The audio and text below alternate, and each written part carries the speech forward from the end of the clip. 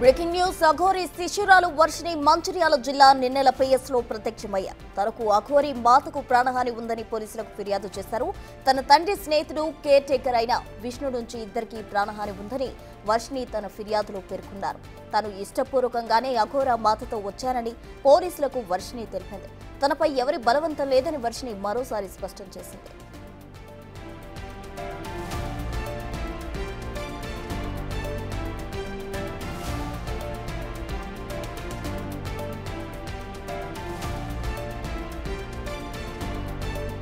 More details మా ప్రతినిధి Irfan phone line లో అందిస్తారు. Irfan, good evening Prasanna. అయితే అఘోరి మాతతో పాటు అఘోరి శిశురాలు శ్రీవర్షిని మంచిర్యాల జిల్లాలో నిన్న పోలీస్ స్టేషన్ లో నిన్న రాత్రి కంప్లైంట్ ఇచ్చినట్టుగా ప్రాథమికంగా సమాచారం.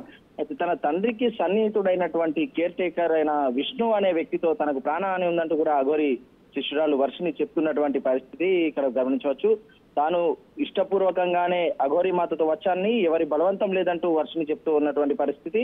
తాను ఇక మైనర్ని కాదని, కొన్ని రోజుల క్రితమే మేజర్ నయ్యాన్ని, మేజర్ని కాబట్టి తనకు ఇష్టం వచ్చిన విధంగా, తనకు నచ్చిన విధంగా ఉండవచ్చని వర్షిని ఖరాఖండిగా చెప్తున్నటువంటి పరిస్థితి మనం గమనించవచ్చు. ప్రధానంగా విష్ణుతో తనకు అఘోరి మాతకు ప్రాణహాని ఉందంటూ ఏ క్షణంలోనైనా వారు తమపై దాడి చేయవచ్చని చెప్పి విష్ణు వర్షిని చెప్తున్నటువంటి పరిస్థితి.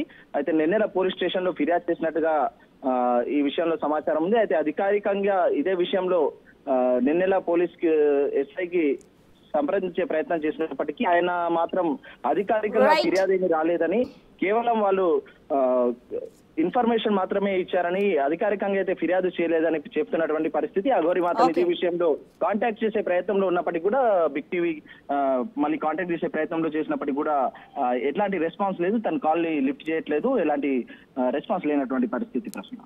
Thank you Irfan.